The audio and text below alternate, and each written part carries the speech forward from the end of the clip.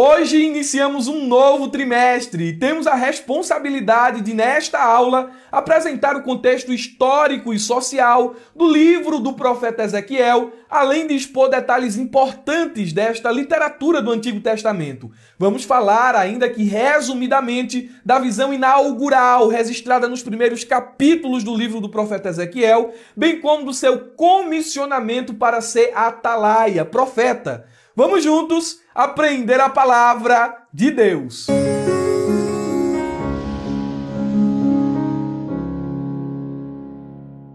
Meus irmãos, quero cumprimentá-los com a paz do Senhor Jesus. Sou Murilo Alencar e estamos dando início a mais uma pré-aula da Escola Bíblica Dominical. Nesta oportunidade é a abertura do quarto trimestre de 2022, onde estudaremos uma nova revista na classe adulto e CPAD, que tem como tema geral a justiça divina, a preparação do povo de Deus para os últimos dias no livro de Ezequiel. É um trimestre expositivo, nós vamos pesquisar e interpretar o livro do profeta Ezequiel, bem como aplicar os seus princípios. Embora o trimestre seja expositivo, ele não será exaustivo.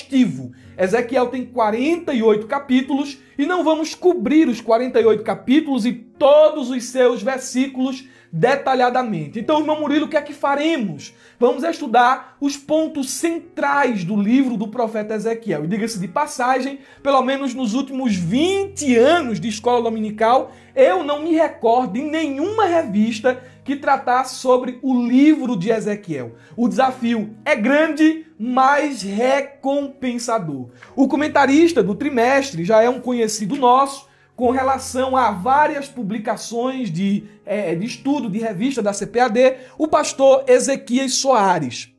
Ele é líder da Assembleia de Deus em Jundiaí, São Paulo, atua como presidente da Sociedade Bíblica do Brasil, presidente da Comissão de Apologética da CGADB, e o mesmo é graduado em Hebraico pela Universidade de São Paulo, mestre em Ciências da Religião pela Universidade Presbiteriana Mackenzie e autor de diversas outras obras. Vamos estudar durante esses próximos 3 meses alguns temas que gostaria de sumariar com todos vocês. Lição de número 1, Ezequiel, o atalaia de Deus. Lição de número 2, vem o fim. Lição de número 3, as abominações do templo. Lição de número 4, quando se vai a glória de Deus. Lição de número 5, contra os falsos profetas. Lição 6, a justiça de Deus. Lição de número 7, a responsabilidade é individual. Veja que são temas riquíssimos com relação à profundidade não só bíblica, mas também à questão teológica. Lição de número 8, o bom pastor e os pastores infiéis. Lição de número 9, uma lição muito escatológica, né? Gog e Magog, o dia de juízo. Lição de número 10, a restauração nacional e espiritual de Israel. Lição de número 11, a visão do templo e o milênio. Veja esse aspecto escatológico presente no livro do profeta Ezequiel. Vamos tocar nesses pontos aqui. É por isso que alguns fazem uma associação do livro de Ezequiel ao livro de Apocalipse. Nosso desafio será grande. Vamos falar sobre esse tema escatologia quando estivermos expondo algumas lições desse trimestre. Lição de número 12, imersos no Espírito nos últimos dias. E a lição de número 13, o Senhor está ali. Amém? Vamos à nossa primeira lição, lição de número 1, datada do dia 2 de outubro de 2022. E o tema é Ezequiel, o atalaia de Deus. Você, aluno da ferramenta EBD, vai ter que estudar bastante nestas primeiras semanas, porque separamos um vasto material de leitura para você se debruçar. Leia todo o material que disponibilizamos lá na plataforma da ferramenta, bem como pesquise, leia, mastigue o subsídio que é mais completo e disponibilizamos para você, tá certo? O subsídio ficou um pouquinho grande, mais ou menos 15 páginas, e vocês precisam ler, porque é uma lição de introdução, você vai construir a base para entender as demais lições desse trimestre. Nossos irmãos do YouTube, não se esqueçam, se não é inscrito, inscreva-se no canal, ative o sininho para receber todas as notificações e, consequentemente, os materiais gratuitos que postamos aqui. Não passe por esse vídeo sem deixar o like. Deixa o like no vídeo, irmão. Não lhe custa nada, mas nos ajuda muito, ok? Qualquer dúvida, interage conosco aí nos comentários e, à medida do possível, estaremos servindo e à disposição dos irmãos. O nosso texto áureo nos diz assim: porque se anuncio o evangelho, não tenho de que me gloriar, pois me é imposta essa obrigação. E ai de mim, se não anunciar o evangelho. 1 Coríntios, capítulo de número 9 e o versículo 16. Na versão NVT o texto diz: e no entanto, não posso me orgulhar, não posso me ensoberbecer de anunciar as boas novas, pois sou impelido por Deus. Olha só, Paulo é movido por Deus a fazê-lo, a pregar o evangelho. E ele ainda acrescenta dizendo assim: ai de mim se não anunciar as boas novas. Na versão NTLH,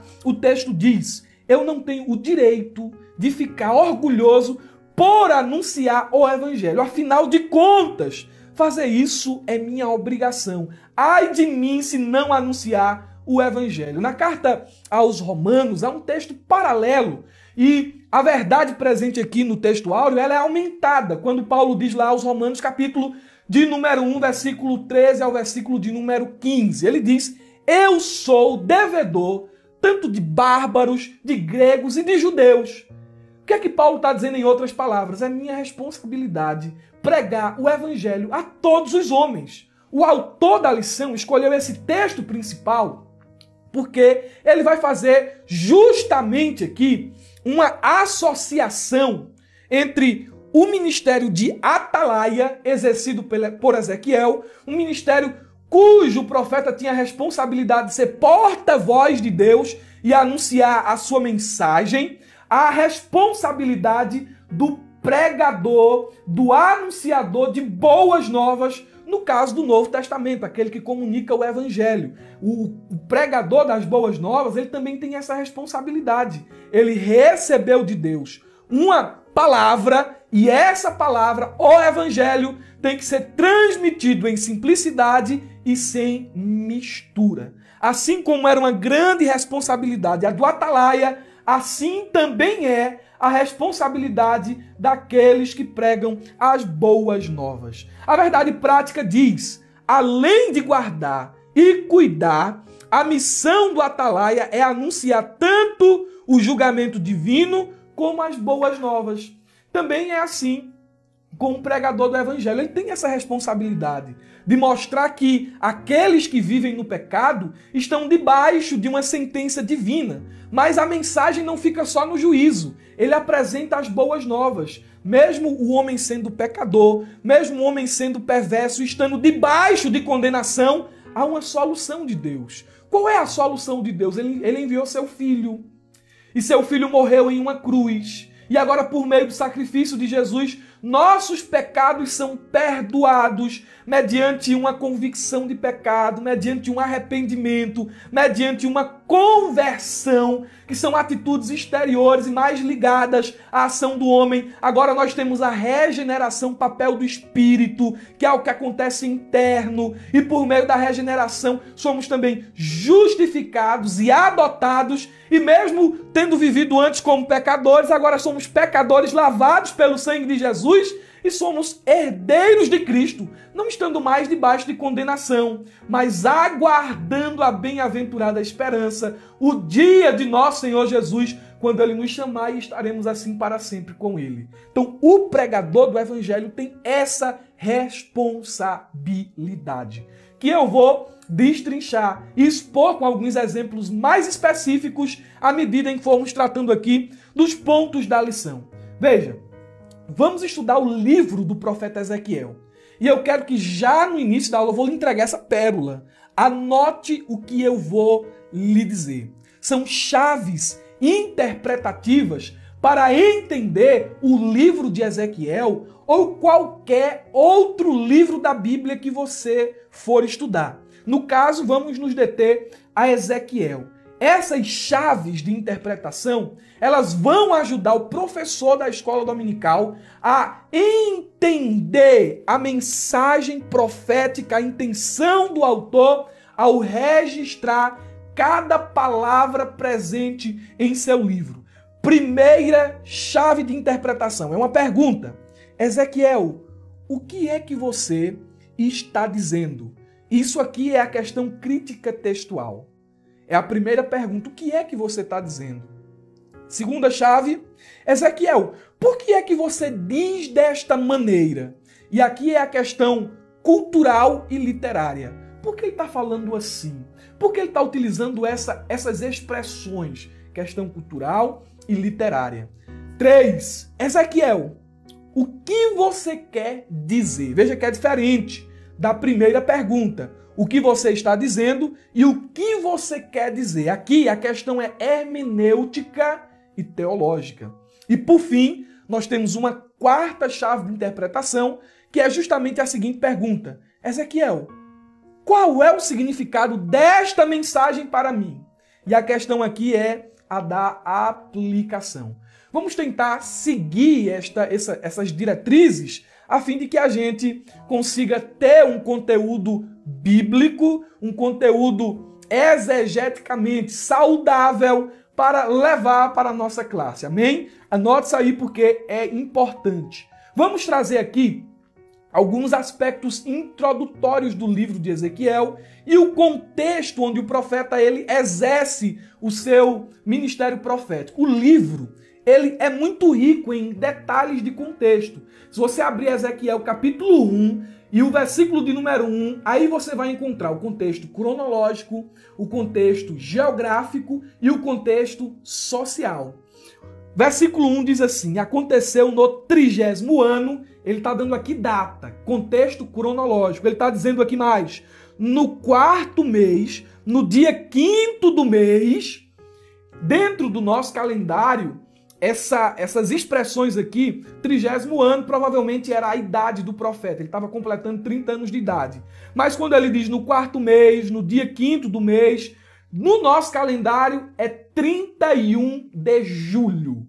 Então ele está nos dando aqui um contexto cronológico de quando os eventos aconteceram, de quando ele começou a ter visões de Deus, de quando ocorreu o seu comissionamento para ser profeta, para ser atalaia. E ele diz mais, que estando eu no meio dos cativos, contexto sociológico, eu estava junto com os cativos. E ele diz mais aqui, junto ao rio Quebar, se abriram os céus e eu vi visões de Deus. Quando ele diz a localidade onde ele estava, contexto geográfico. Sendo mais específico, eu gostaria de, como pano de fundo, expor o mundo de Ezequiel e o seu ambiente político.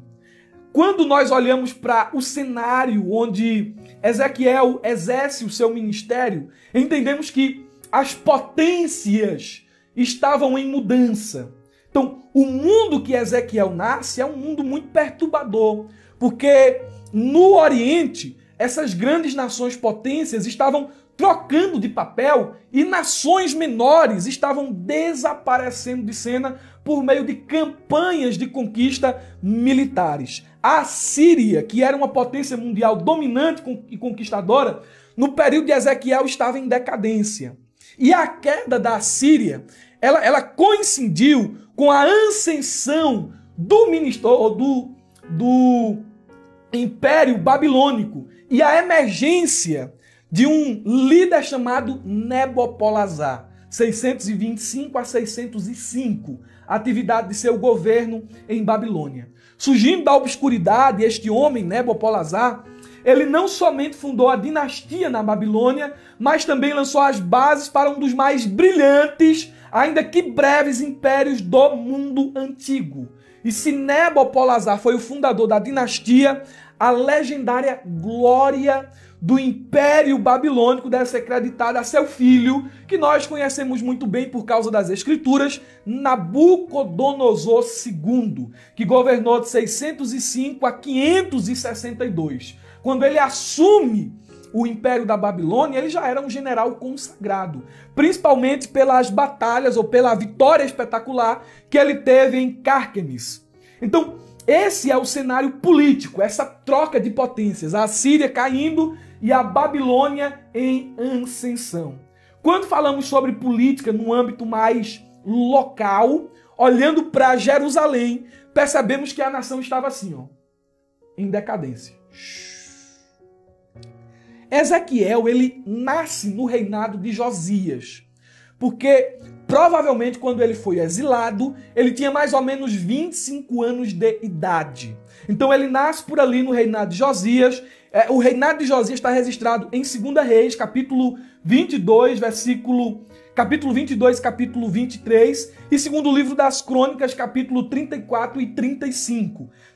É o contexto do livro do profeta Ezequiel. Você começa a ler segundo livro dos Reis a partir do capítulo 22 ao 25 e começa a ler o segundo livro das Crônicas, capítulo 34. Você vai encontrar ali o período em que Ezequiel nasceu, foi chamado e desenvolveu o seu ministério profético. Ele nasce durante esse reinado e Josias, ele é um marco na história de Israel, na história do povo de Judá, porque ele é o último descendente de Davi que governa em Jerusalém, que foi fiel e devoto a Deus. Depois que Josias morre aos 39 anos, Ezequiel é só decadência, é um rei pior do que outro. Eu estou um pouco rouco, me permitam beber uma aguinha aqui?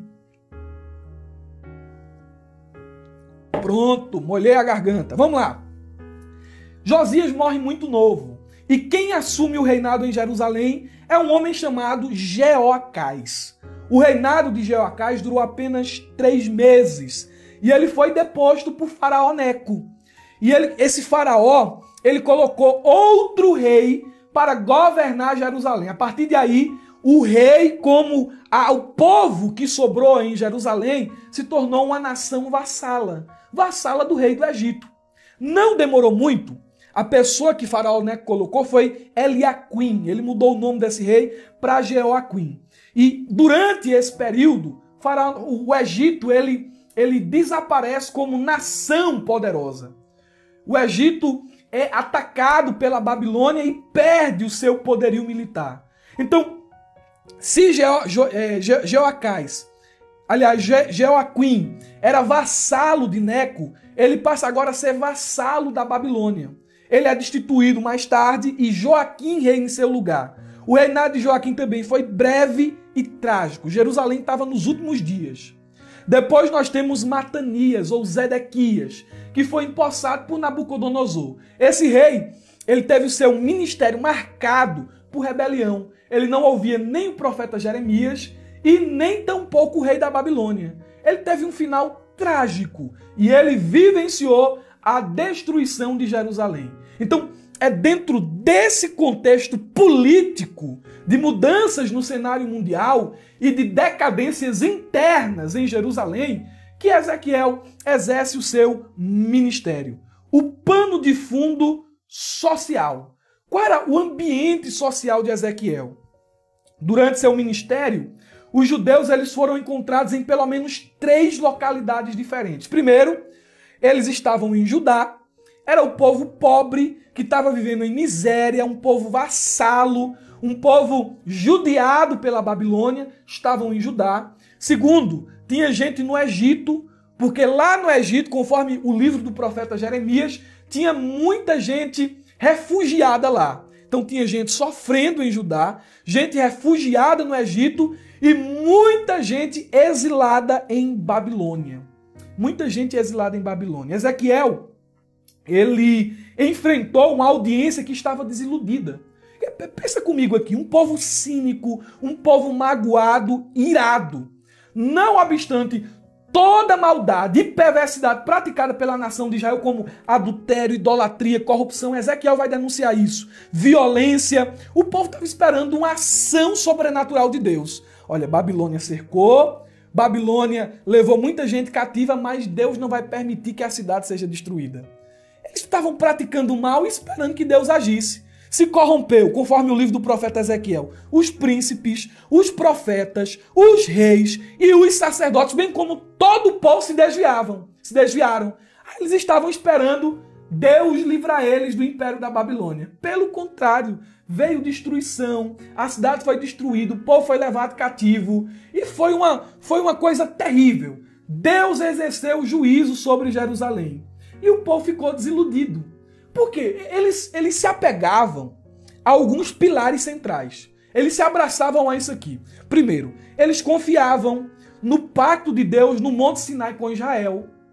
Olha, Deus fez um pacto com o seu povo, não vai permitir que Jerusalém seja destruída. Eles se abraçavam a isso. Segundo, eles se apegavam à realidade de que Deus era dono da terra de Canaã.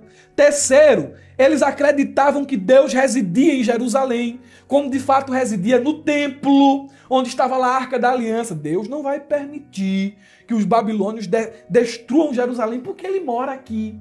E em quarto, eles se apegavam ao pacto de Deus feito com Davi. E com isso eles tinham a ideia que podiam pecar, que podiam errar, que podiam viver de forma inconversa, que entristeciam a Deus, que nada ia acontecer. Resultado, não houve intervenção divina. Deus não só permitiu, mas também enviou os caldeus como uma forma de punição para o povo de Israel. E na ótica humana, parecia que Marduk, o deus da Babilônia, tinha prevalecido. Onde estava o Deus de Israel que havia permitido tudo isso, cativeiro e destruição? Então, a audiência de Ezequiel era esse público misto. Era um público que estava refugiado, um público exilado e um público que estava em Judá. E esse público estava magoado, apreensivo, triste e desiludido. Ele profetizou para essa gente. Olhando os aspectos gerais do livro do profeta Ezequiel, temos primeiro o seu título. E o livro carrega o nome de seu autor. Ezequiel capítulo 1, versículo 3 e Ezequiel capítulo 24 e o versículo de número 24. O escritor humano, eu gosto de chamar escritor humano porque autor é Deus. O autor é Deus. Todos os livros da Bíblia, quem é o autor é Deus. Agora, o escritor humano, ele é anônimo ou ele é conhecido. Como no caso aqui a tradução diz que o escritor é o próprio Ezequiel. O nome Ezequiel significa fortalecido ou endurecido por Deus, o que de fato ele foi para poder exercer o seu ministério profético, para o qual Deus o chamou, conforme o capítulo 3, versículo 8 e 9. Ele tinha 30 anos quando recebeu o seu comissionamento profético, porque a Bíblia vai dizer, no capítulo 1 e o versículo 3, o seguinte: veio expressamente a palavra do Senhor a Ezequiel, filho de Buzi, o sacerdote. Ezequiel vinha de uma tradição sacerdotal. Ele não tinha uma vocação profética até então. O normal era que ele exercesse o ofício. Agora estava Ezequiel como exilado lá em Babilônia, nas margens do rio Quebar, em Tel Abib. Não tinha templo, não tinha sacrifício, não tinha altar. O que faria um sacerdote em uma nação estrangeira? Foi esse sacerdote que Deus comissiona para uma responsabilidade especial. Você não tem templo, você não tem altar, você não tem gente aqui para poder exercer um ministério sacerdotal. Você vai ser meu profeta. Você vai ser o meu atalaia. Ezequiel, ele foi contemporâneo de Jeremias. Jeremias era aproximadamente 25 anos mais velho que Ezequiel. Ele também foi contemporâneo de Daniel e eles tinham mais ou menos ali a mesma idade. E o próprio Ezequiel, ele cita Daniel em seu livro, capítulo 14, versículo 14 e 20, e o capítulo 28 e o versículo de número 3. Nesta época, Daniel já era um profeta conhecido. Era um profeta já de renome, não só para o povo de Jerusalém, mas dentro da Babilônia. O livro, essa literatura profética, ela traz assim alguns aspectos da biografia de Ezequiel. Por exemplo, nós temos aqui a menção de sua esposa, que de forma trágica ela perde a vida como um sinal da queda de Jerusalém. Então nós temos aqui a morte da esposa de Ezequiel, mas o livro nada fala a respeito do fim desse profeta. A tradição rabínica vai dizer que Ezequiel ele morreu pelas mãos de um príncipe israelita cuja idolatria ele repreendeu por volta do ano 560 a.C. A data do início do ministério do profeta Ezequiel vai ali por volta de 593 a 592. Ele teve um ministério de mais ou menos 22 anos. Falando sobre a composição do livro do profeta Ezequiel, nós entendemos que para ter uma literatura profética como essa daqui, são necessários pelo menos 4 passos. Primeiro, o evento profético. O profeta recebe a mensagem de Deus. Segundo, o evento retórico. O profeta ele transmite essa mensagem à sua audiência. Terceiro, o evento da transcrição. Ele começa a escrever os seus oráculos, a sua profecia. Quarto, o evento narrativo. O profeta ele vai escrever junto com a profecia os entornos, os detalhes de como foi a entrega da profecia. São as circunstâncias do evento profético. Quinto, o evento da compilação. As unidades literárias são reunidas. Se Ezequiel teve um ministério de 22 anos, as profecias que contém aqui nesse livro não foram assim do dia para a noite. Elas foram acontecendo dentro desse período. E no ato da elaboração do livro, essas profecias elas são reunidas.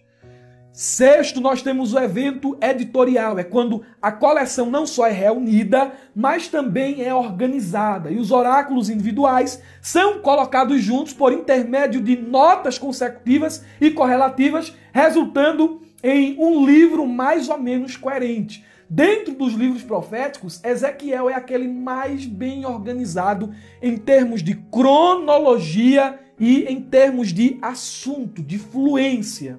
E por último, nós temos o evento nominal, que é onde um título formal é acrescentado ao livro, identificando o profeta, as circunstâncias de ministério e o gênero da coleção. O que passa disso aqui é algo que representa mais a crítica textual em vez de questões de composição. Então, são os elementos necessários aqui que envolvem a composição de uma literatura. No livro do profeta Ezequiel, Deus é apresentado de algumas maneiras. Nós encontramos aqui doutrinas que falam a respeito de Deus. Primeiro, Deus é apresentado como soberano no livro do profeta Ezequiel. Ele está sentado como rei cósmico em seu trono nos céus e por intermédio de sua carruagem celestial, seu domínio se estende às mais longínquas extremidades da terra. Capítulo 1, versículo do 1 ao versículo 28. Nabucodonosor e todas as nações estão debaixo da soberania de Deus. Em segundo lugar, Deus é apresentado como aquele que é santo. Ele não aceita a conduta pecaminosa de Israel. Ele não aceita a conduta pecaminosa das nações. E como um Deus santo e juiz, ele emite sentenças. Ele julga o pecado. Deus também é apresentado como fiel. Se repete no livro do profeta Ezequiel a seguinte expressão: eu sou o Senhor, eu disse e eu farei. Ele fala e age. Ele é fiel. Dentro do livro do profeta Ezequiel, Deus também ele se identifica com a nação de Israel, quando em algumas passagens ele diz assim: eu serei o seu Deus, e vós sereis meu povo. 11, 20, 14, 11, 34 e 24, do 30 ao 31, 38 e 28 e 37 e 23. Por fim, no livro do profeta Ezequiel encontramos também um dos mais bonitos atributos de Deus, que é amor e misericórdia. Apesar do pecado do povo de Israel, Deus está lá presente. Deus está com o povo. Deus não ficou confinado em Jerusalém. O povo estava exilado e Deus estava lá dentro da Babilônia com o povo. Não só emitindo os seus oráculos de juízos, mas como veremos no livro do profeta Ezequiel, a partir do capítulo 33, Deus começa a prometer ao povo restauração, renovo. Deus começa a prometer ao povo um futuro de bênção. Então, amor e misericórdia são características evidenciadas no livro do profeta Ezequiel. Podemos, guarde aí, é muita informação, mas guarde aí. Podemos dividir o livro do profeta Ezequiel em 3 partes, ou 4. Primeiro, os oráculos de juízo, que cobrem o capítulo 1 ao capítulo de número 24. Deus está falando que vai vir em juízo contra a nação de Israel. E o papel de Ezequiel como atalaia é pronunciar esses juízos. Então é a primeira grande divisão do livro, capítulo 1 ao 24. Depois nós temos os oráculos de juízos contra as nações, onde Deus condena as nações vizinhas, Tiro e Sidom, o Egito, Edom e várias outras nações, capítulo 25 ao 32. Depois, o capítulo 38 é marcado por uma mudança no tom profético, no discurso profético.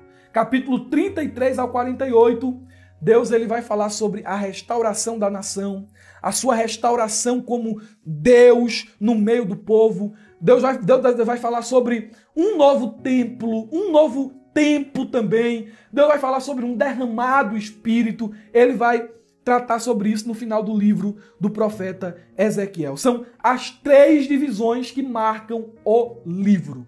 O comentarista Mark Dever, ele divide o livro do profeta Ezequiel em 3 visões. Ele fala sobre a visão da glória, que aparece no capítulo 1. Depois ele fala sobre a visão em que Deus ele deixa o templo, o afastamento da glória. E depois ele vai tratar sobre o retorno da glória. Ele divide o texto assim, apenas para a gente ter uma outra perspectiva.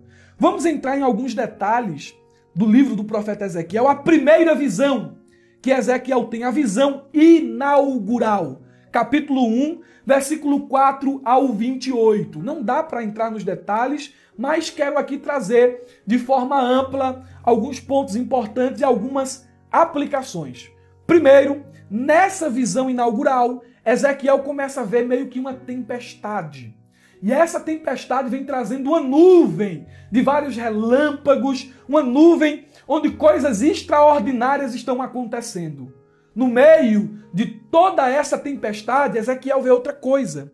Ele vê seres fantásticos, ao qual mais lá na frente ele vai identificar como querubins. E ele vai mostrar que esses seres, eles tinham asas, tinham mãos, o corpo era um corpo de aspecto humano, eles tinham 4 faces, rosto de homem, rosto de águia, rosto de boi, rosto de leão.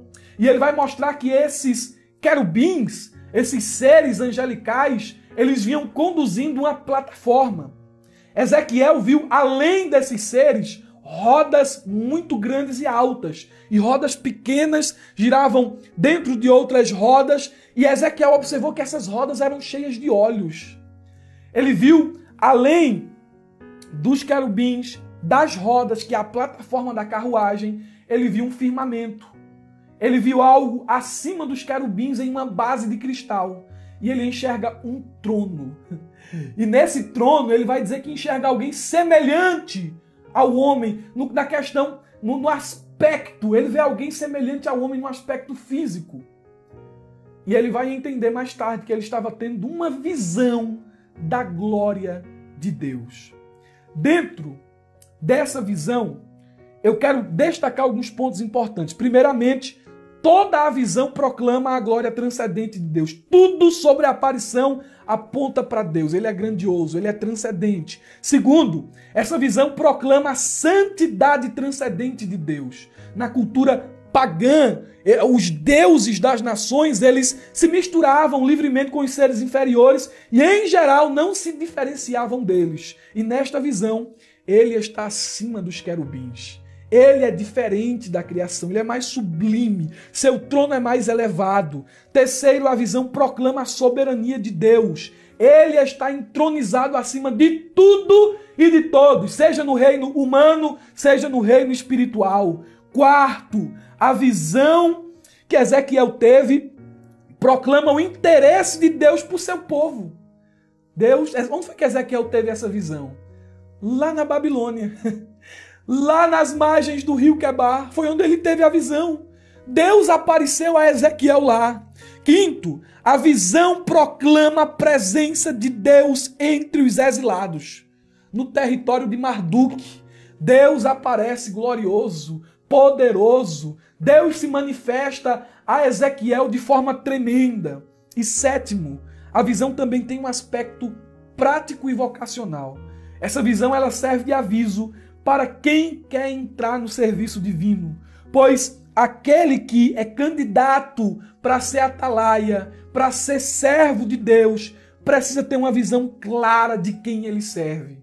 Nessa visão, Deus aparece como onipotente, ele é poderoso, está acima de todos. Ele aparece onisciente, que é onisciente e onipresente, que é uma representação do que ali das rodas, dos olhos dos animais que se moviam para todas as direções sem se virarem. Eles viam todos os ângulos possíveis, e ali há uma representação da onisciência e da onipresença de Deus. Em terceiro lugar, veja que eu não toquei nem nos pontos aqui, né? Ponto de número 1 sobre o livro de Ezequiel, falamos sobre isso. Ponto de número 2 sobre o profeta, falamos sobre isso também. E o ponto de número 3 sobre o atalaia, vamos falar agora. Ponto de número 4 sobre a responsabilidade, vamos falar agora também. Me permite tomar mais um pouquinho de água. Vamos ver se a voz volta. Vamos lá. O que é um atalaia? O que é um atalaia? Sabe o que é um atalaia? O atalaia, essa palavra ela significa estar atento, observar, vigiar. Pessoas escolhidas para o serviço de sentinela ou de atalaia ficavam geralmente localizadas em torres de vigia estratégicas colocadas nos muros da cidade. Então, o atalaia ele era um observador nos dias de Ezequiel. Eles ficavam sobre os telhados ou sobre as guaritas dos portões, conforme 2 Samuel, capítulo 18 e 24, e 2 Reis, capítulo 9 e 17. Qual era a responsabilidade dos atalaias? Eles tinham que prestar atenção cuidadosa aos movimentos dos inimigos. Diante de um ataque iminente, eles, como tinham essa posição privilegiada de vigias, posição alta, eles viam de longe o exército inimigo se aproximando. Quando eles avistavam essa situação de perigo, os atalaias eles tocavam a buzina. E o toque da buzina do atalaia tinha dois significados. Primeiro, para o exército, o toque da buzina do atalaia era uma convocação para a batalha.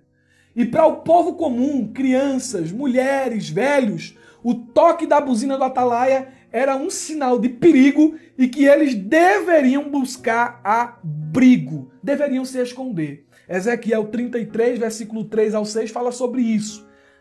O cargo de atalaia era de máxima responsabilidade, porque se ele falhasse, ele colocava em risco a vida de toda a nação, de todos os moradores da cidade. Então, para se chegar a um cargo de atalaia, se precisava ter muito a confiança do rei, muito a confiança da liderança.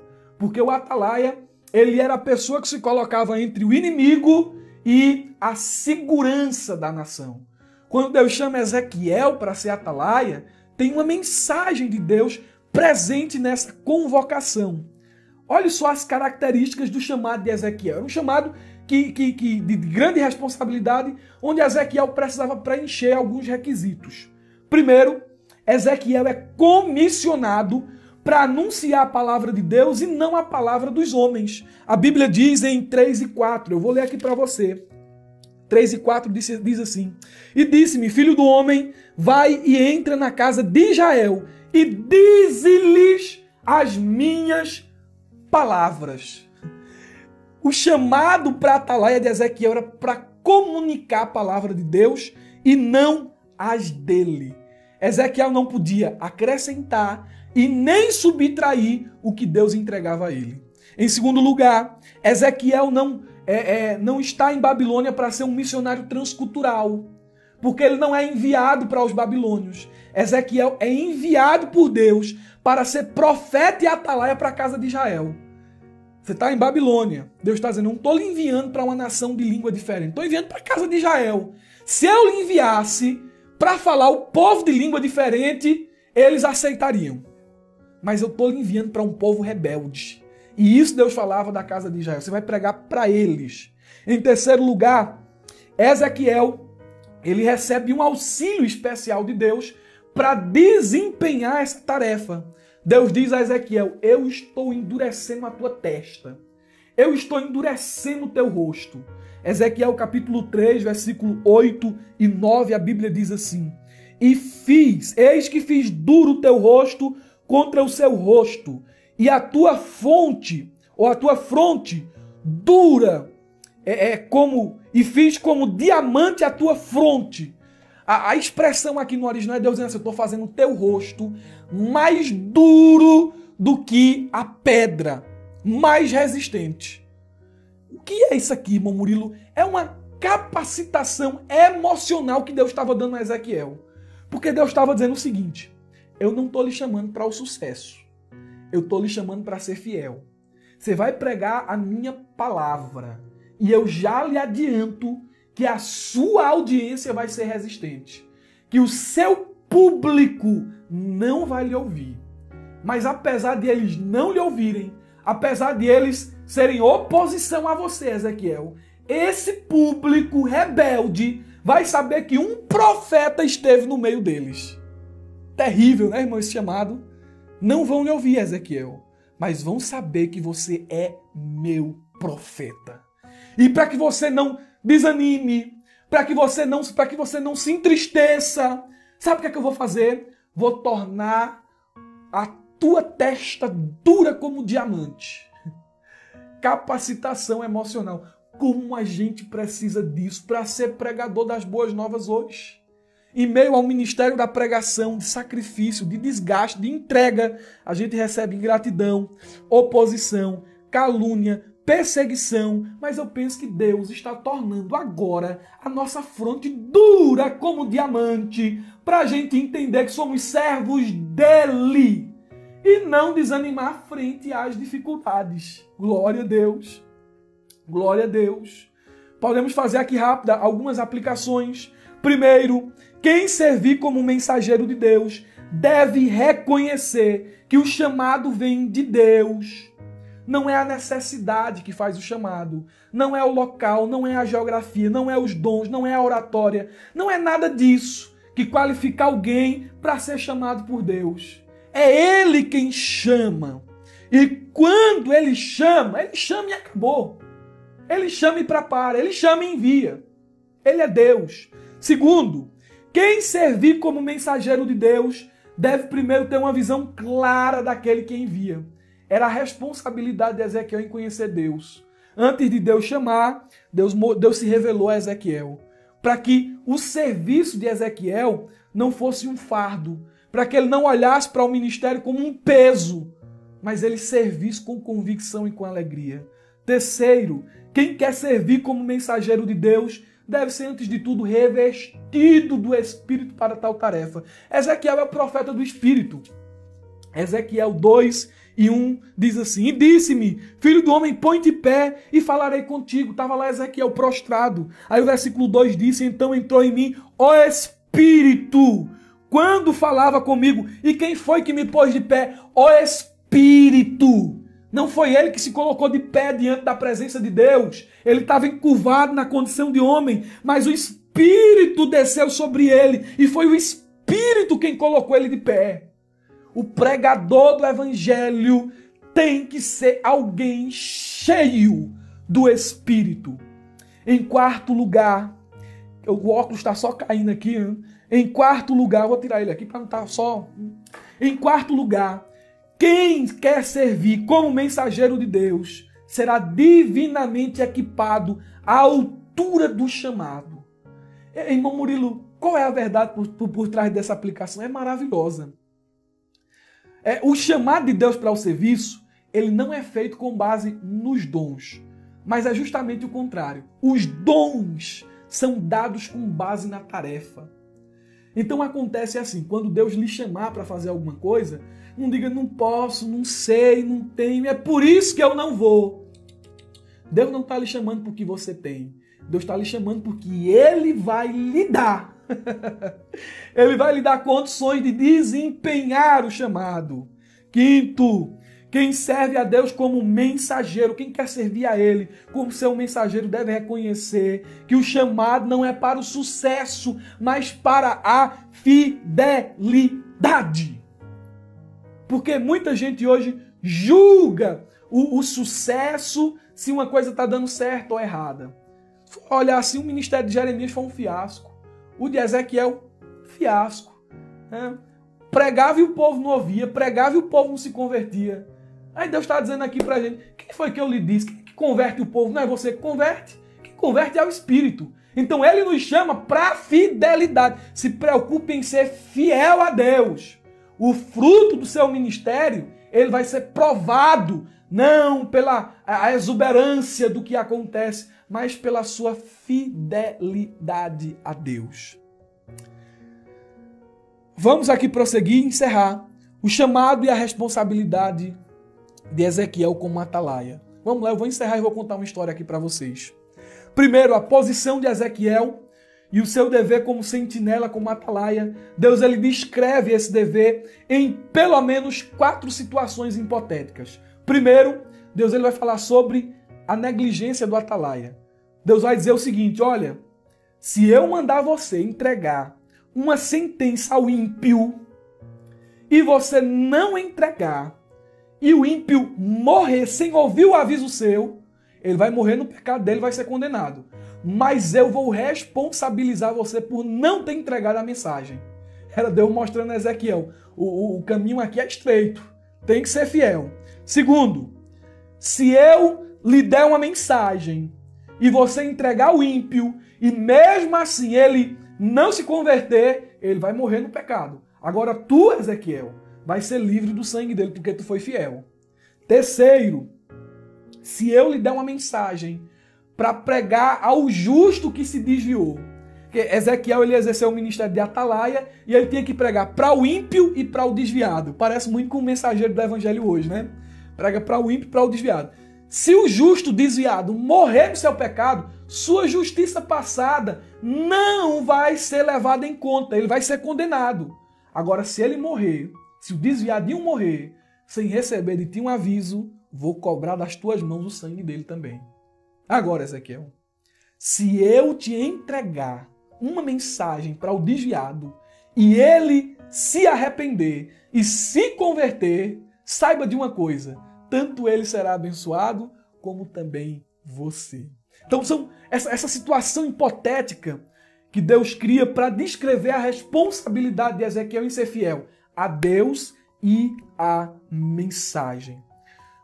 Algumas aplicações aqui que podemos fazer. O subsídio aqui está muito grande, não dá para expor dentro do tempo de aula tudo que preparamos aqui, mas vou trazer aqui algumas aplicações finais, tá certo? Primeiro, como mensageiro das boas novas, temos a responsabilidade de anunciar a palavra de Deus ao ímpio e aos desviados. Temos a mensagem que produz vida. Ai de nós se nos calarmos. Vou contar uma história já já, segura aí. Segundo, o salário do pecado é a morte. Deus punirá o homem inconverso pela sua perseverança em fazer o mal. A sentença é certa. Morte eterna para quem continua no pecado. E terceiro, a voz de um atalaia. Olha, guarda isso. A voz de um atalaia, a voz de um pregador do evangelho, simboliza a graça de Deus aos que estão sob sentença de morte. Você é uma extensão da graça de Deus quando prega e ensina o evangelho. Eu me lembro aqui de uma vez eu estava descendo a avenida aqui de Oricuri e encontrei alguns jovens. Aí eles olharam assim e disseram, lá vem o doido dos crentes, ó o doido aí dos crentes. 2h30 da tarde, sol quente aqui no sertão e a gente de paletó. Ó o doido dos crentes. Aí eu cheguei assim, pra eles, né, eram uns 4 assim. Você acha mesmo que a gente é doido? Aí eles ficaram um pouco constrangidos.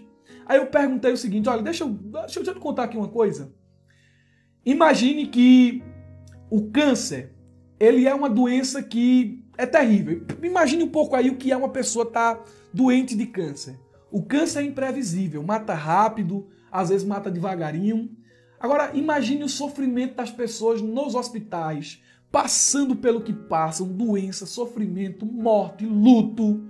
Imagine que eu descobrisse a cura do câncer. Não seria uma coisa fantástica? Uma coisa extraordinária. Seria a descoberta do século. Agora, se eu descobrisse e ficasse calado, o que eu seria? Eles disseram assim sem nem pensar. Você seria egoísta. Você seria perverso. Aí eu disse, pois bem, tem uma doença que mata mais do que o câncer. Isso mesmo. E ela é mais terrível porque ela mata o corpo e mata a alma. Sabe que doença é essa? Pecado. Agora, eu sei qual é a solução para o pecado. Imagina se eu fico calado. É por isso que o doido sai de casa 2h30 da tarde, no sol quente, de paletó, terno e gravata, para vir anunciar esse remédio para vocês que estão aqui também. Se quebraram. Teve uma que até disse assim, ai, minha mãe é crente, eu frequentava a igreja, eu sou desviada. Agora é hora de aceitar. Você tem essa mensagem. Você é a atalaia de Deus. Você recebeu esse comissionamento do Senhor. Pregue a palavra. Seja fiel a Deus. Seja um atalaia de Deus. Para ser atalaia, cumpra esses requisitos aqui. Tenha experiência com Ele. Ore, busque, se entregue. Amém.